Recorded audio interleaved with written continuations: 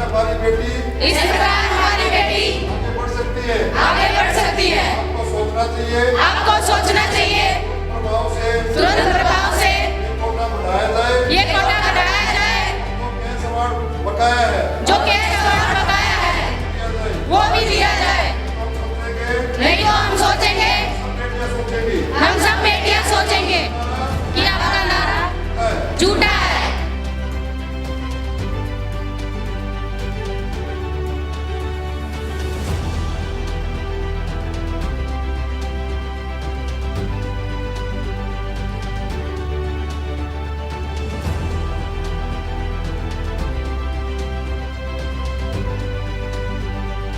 मुख्यमंत्री जी मनोहर जी, हम आपसे सभी नौजवान खिलाड़ी प्रार्थना करते हैं कि आपने जो कोटा खत्म किया है उसको बढ़ाया जाए।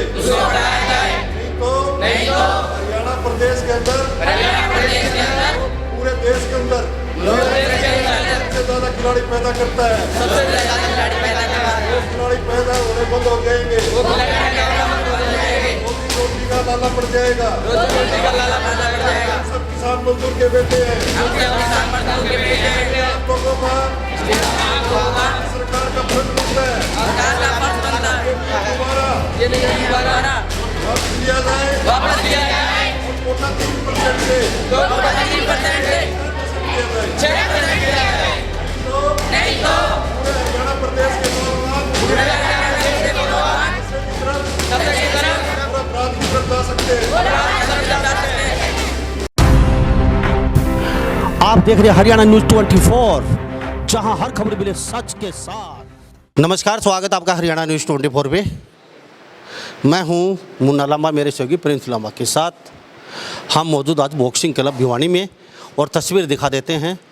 यह हरियाणा प्रदेश का वो राज्य है भिवानी जो सबसे ज़्यादा खिलाड़ी पूरे भारत को देता है। और हम बॉक्सिंग क्लब में मौजूद हैं। यहाँ से चाहे कितना छोटा प्लेयर हो, कितना बड़ा हो, चाहे वो विजेंद्र हो या उससे कोई बड़ा प्लेयर हो, चारों तरफ फोटो में देख रहे हैं, यहीं से वो बॉक्सिंग प्लेयर निकले हैं इस एकेडमी से। और तस्वीर देख लीजिए, आज भी हर राज्य के यहाँ बच्चे लड़कियाँ मौजूद हैं जो बॉक्सिंग करते हैं सुबह और शाम। लेकिन हरियाणा सरकार कहीं ना कहीं नए नए कानून बनाने से बाज नहीं आ रही है, और लोगों को वो कानून पसंद भी नहीं आ रहे हैं। पीछे कृषि कानून को लेके सेंट्रल गवर्नमेंट ने बनाया था, उसके लिए मारा पीटी हुई थी।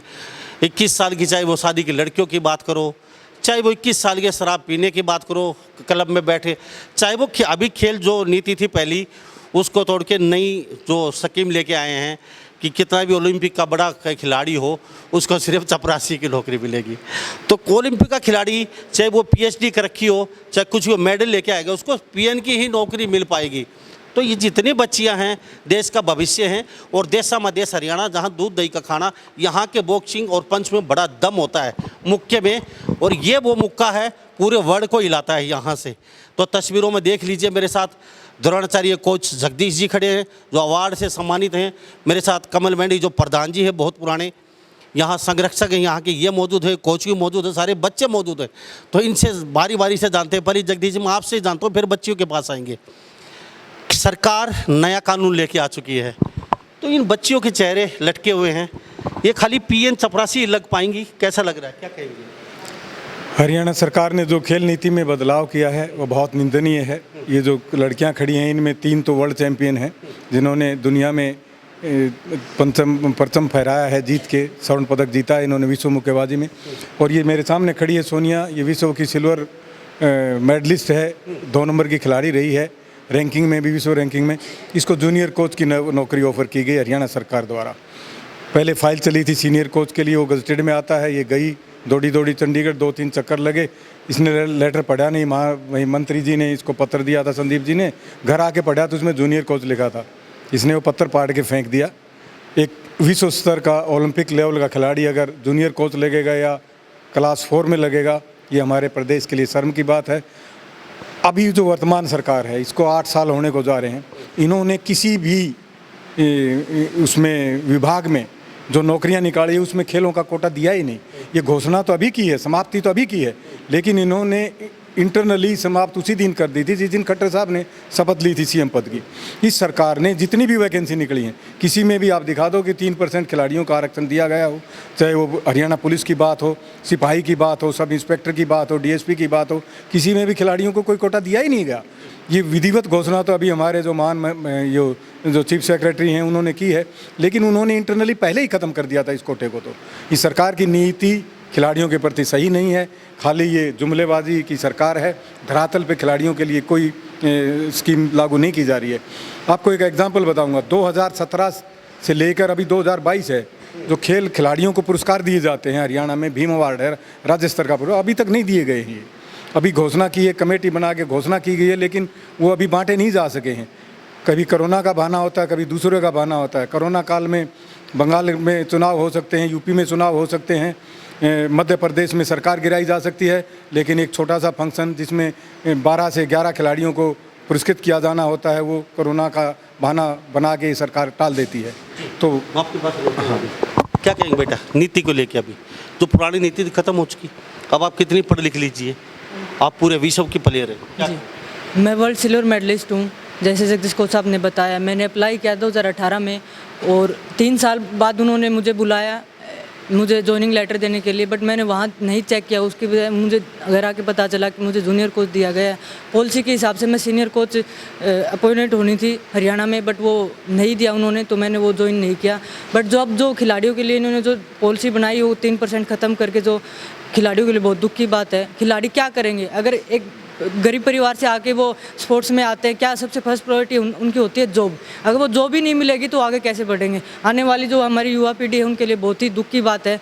हम सरकार से अपील करते हैं कि खिलाड़ियों के साथ वो उनका जो 3% कोटा है वो ख़त्म करने के बजाय हमारा बढ़ाया जाए, उनके साथ उनका समर्थन करें।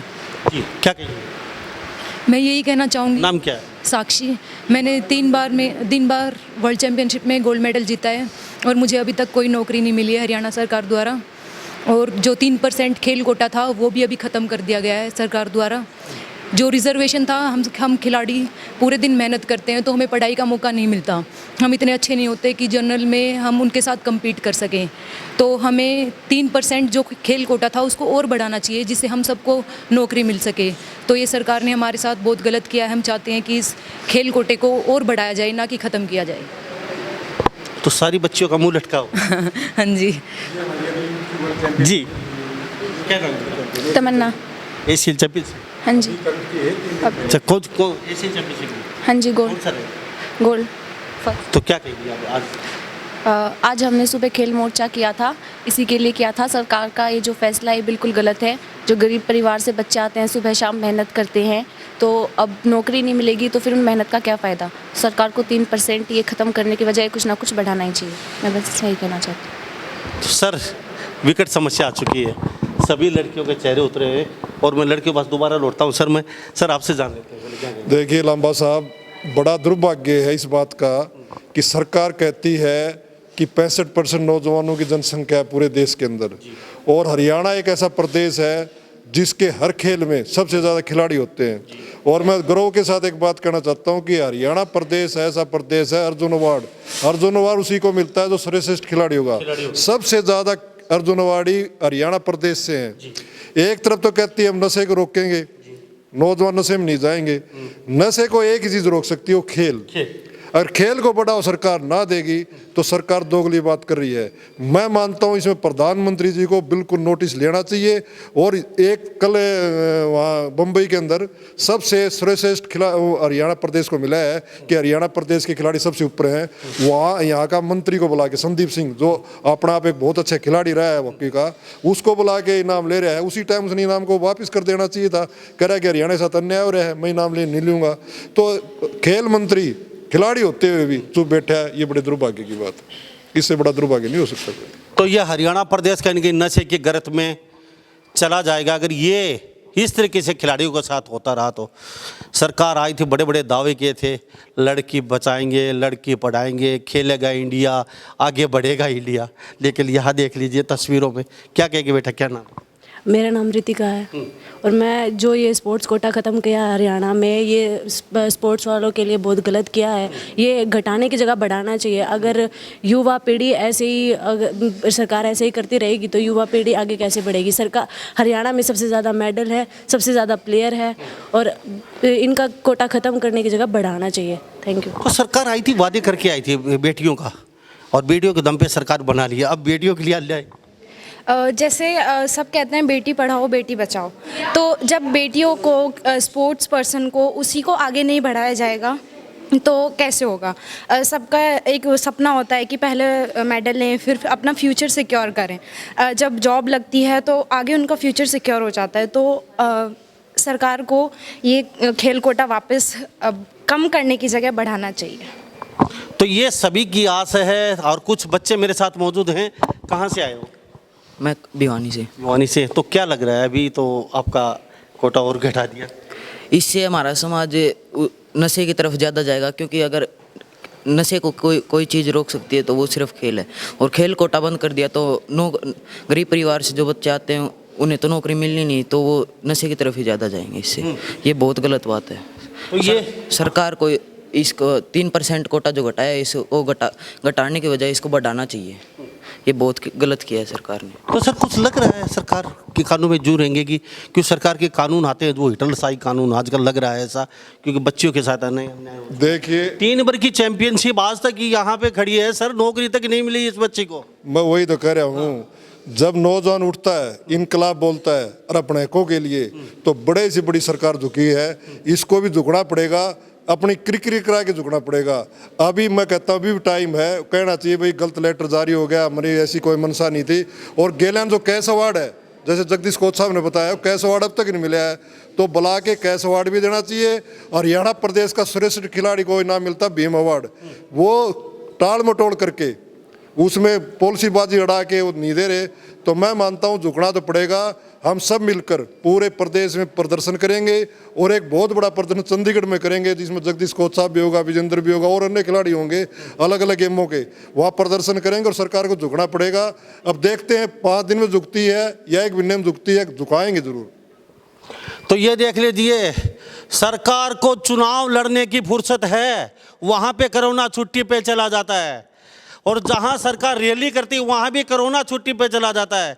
लेकिन हमारे यहाँ हरियाणा प्रदेश के 8-10 खिलाड़ी हैं, उनका सम्मान समारोह किया जाना था, उनके कैश अवार्ड देने थे, लेकिन आज तक सरकार कोरोना के कारण उनको नहीं दे पाई है और अपने कार्य बेखूबी करती आ रही है हमारी हरियाणा सरकार। तो कहने की सरकार को बड़ी आफत आने वाली है, क्योंकि हरियाणा प्रदेश ही पूरे वर्ल्ड में एक लोहा मनवाता है, इंडिया की नहीं पूरे वर्ल्ड की। जहाँ तक हम बात करें तो हरियाणा का सिक्का चलता है, मुक्का, कुश्ती, दौड़, जो कुछ भी हो, हरियाणा नंबर 1 है। लेकिन कहीं ना कहीं सरकार की मंशा जो खिलाड़ी बता रहे हैं, हमारे कोच साहब, हमारे कमल जी जो प्रधान जी ये कह रहे हैं कि मंशा में कुछ खोट नज़र आ रहा है और हरियाणा को कहीं कि नशे की गर्त में ले जाने का काम कर रही है सरकार। और कहीं खिलाड़ियों का मोरल डाउन हो रहा है इस तरीके से, क्योंकि खिलाड़ियों का कोटा बढ़ना चाहिए था, लेकिन ये अब सोच नहीं पा रहे कि सरकार ने आखिर कर क्या दिया। ये बढ़ाने की बजाय कोटा घटा दिया गया। और ये मेरे साथ जो खिलाड़ी है, बेटा इधर आ जाइए, कि 3 बार चैंपियनशिप वर्ल्ड। हाँ जी। अच्छा, कहाँ का खेले आप? ताइपे, हंगरी और इंडिया में थी वर्ल्ड चैंपियनशिप गुवाहाटी। ओके, तो गोल्ड मेडल अपना? हाँ जी। तो जॉब के लिए क्या सर कोई पॉलिसी नहीं है जिसके तहत मुझे जॉब मिल सके। यानी कि आपके लिए कोई पॉलिसी नहीं है खिलाड़ी? नहीं सर। पॉलिसी कैसे बनेगी? पॉलिसी कैसे बनेगी सर? पॉलिसी बनाने वाले जैसे बंदर के हाथ में बंदूक दे दी, वही बात है। जो पॉलिसी बनाते हैं ये यूथ की वर्ल्ड चैंपियन है, और हरियाणा का स्पोर्ट्स डिपार्टमेंट का नाम भी यही है। हमारे मंत्री जी भी युवा एवं खेल मामलों के मंत्री हैं, लेकिन युवा को मानते नहीं, खेल नहीं मानते युवा को। संदीप जी जब आए थे यहाँ पे, इन खिलाड़ियों को सबको आस थी कि संदीप खेल मंत्री बहुत ही गरीब घर से और बहुत ही मेहनत से बड़ा स्ट्रगल करके यहाँ तक पहुँचे थे। इन लोगों को बड़ी आस थी कि उन्होंने वो दिन भी देखे हैं जहाँ भूखा रह के उन्होंने प्रैक्टिस की थी, लेकिन वो कुछ कर पाएंगे। लेकिन इनको ये नहीं पता था हमारे हरियाणा प्रदेश के स्पोर्ट्स मिनिस्टर संदीप जी इन खिलाड़ियों के लिए कहीं के तलवार चलाने का काम करेंगे। आखिर इन माँ बाप अभिभावक हैं जो इन बच्चों के यहाँ खेलने के लिए भेजते थे, आज उनके सपने भी कहीं ना कहीं चकनाचूर हो चुके हैं। क्योंकि हर चीज़ पे सरकार कुछ भी कीजिए, लेकिन खिलाड़ियों के कोटे पे और खिलाड़ियों के साथ इस तरह का भी व्यवहार कहीं भी असहनीय है। क्योंकि ये बच्चियाँ कल का भविष्य हैं और यहाँ से निकल भी चुकी हैं। और आपके सामने देख लीजिए, लाइव तस्वीरों हम दिखा रहे हैं, ये लड़के आप तक देख लीजिए, गोल्ड मेडल 3 बार, और आज यहाँ मुंह ताक रही है सरकार का कि खेल नीति नहीं है। सरकार खेल नीति, विधायकों की पेंशन बनाने में तो खेल नीति बना लेती है, और 2 बार अगर विधायक बन जाता है तो 2 पेंशन लेने की उनकी खेल नीति है। अगर एक बार सांसद बन जाता है तो भी उनकी खेल नीति उनके आड़े नहीं आती अपनी नीति के लिए। अगर भत्ता जहाँ लेना पड़ता है, पेट्रोल की जरूरत होती है गाड़ी की, मोबाइल का खर्चा होता है, वो नीति विधायक है। और हमारे मुख्यमंत्री आराम से बना लेते हैं संसद में बैठ के। वो कहते हैं कि घर की भाई और काका लिखनिया, इनकी नीति आखिर बनाएगा कौन। एक आध अगर कोई यहाँ आगे पहुँच भी जाता है, ऊपर कुर्सी मिलने के बाद इनके बारे में बहुत सोचता नहीं है। तो कमल जी क्या कहेंगे, सरकार को कुछ और कहना चाहेंगे?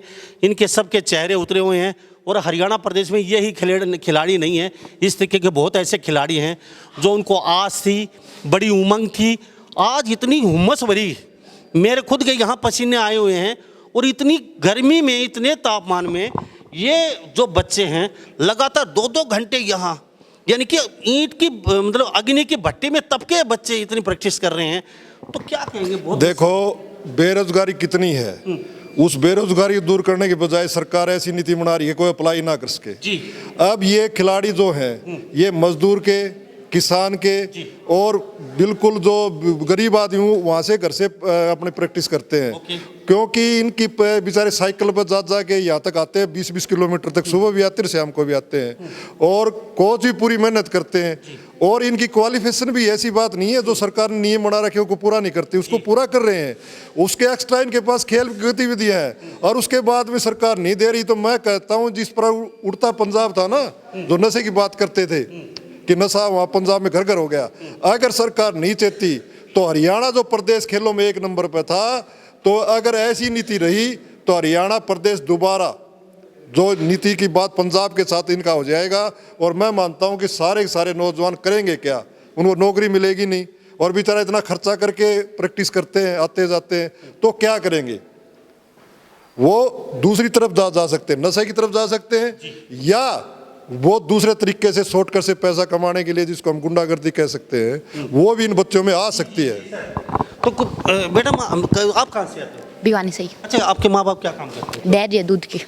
डेयरी दूध की है, देख लीजिए। कोई बड़े घर के बेटे नहीं है, इंजीनियर, डॉक्टर या कोई बड़े कोई वो नहीं है इनके। बाप दादा की बहुत अच्छी संपत्ति है, ये दूध की डेयरी देख लीजिए। ये बच्ची आती है मेहनत करने, क्या सोच के? यही नौकरी, अच्छी नौकरी मिले, अच्छा खेल लूँ मैं।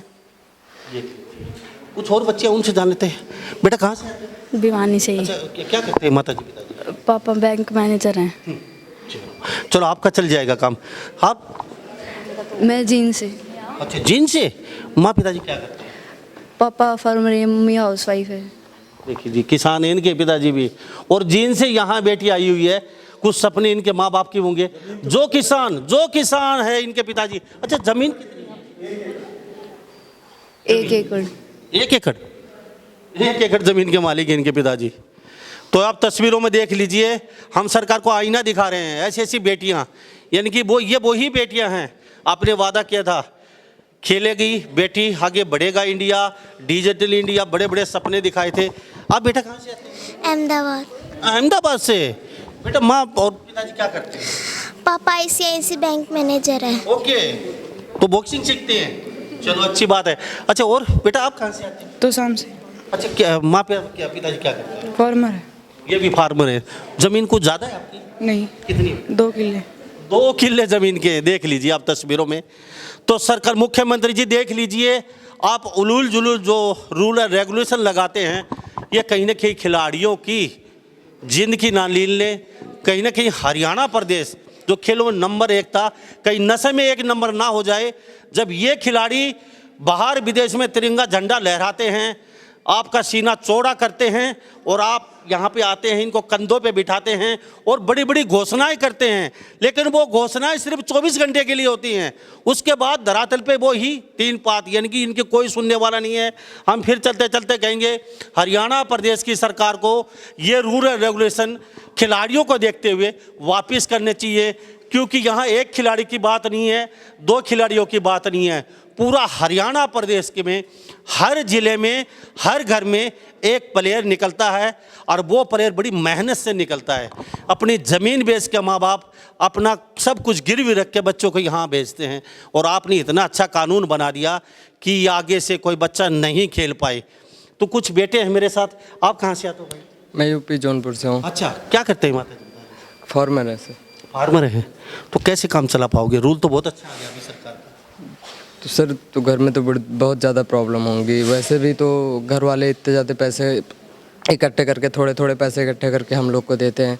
ऐसे में तो अगर 3 कोटा हम लोग के वो भी ख़त्म कर दिए गए, अगर ये ख़त्म कर दिए, अगर इसको बढ़ाया नहीं जाएगा तो हम लोग को भूखे मर जाएंगे। क्या करेंगे? बस यही बॉक्सिंग से कुछ क्या कर पाएंगे? कुछ नहीं कर पाएंगे। पूरी लाइफ हम लोग की ख़राब हो जाएगी। तो ये तस्वीरों में देख लीजिए, इन्हीं सब बातों के साथ मैं मुन्ना लांबा, मेरे सहयोगी प्रिंस लांबा के साथ हरियाणा न्यूज़ 24। नमस्कार, जय हिंद। आप देख रहे हैं हरियाणा न्यूज़ 24, जहां हर खबर मिले सच के साथ।